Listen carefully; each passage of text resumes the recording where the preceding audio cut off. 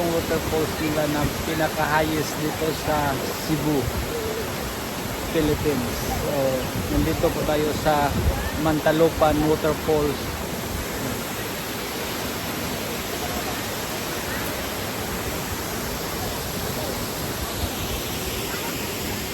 Medyo konti lang yung tao kasi weekdays.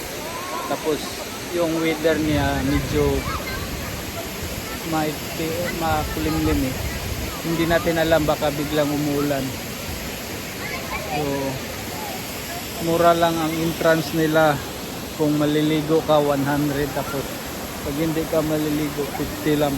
Tapos may life vest ka na pag maligo ka, kasama na yun. Napakaganda. Dalawa lang pag dumaan ka sa dito sa itaas papunta dito, dumaan ka ng hanging bridge nila papunta dito.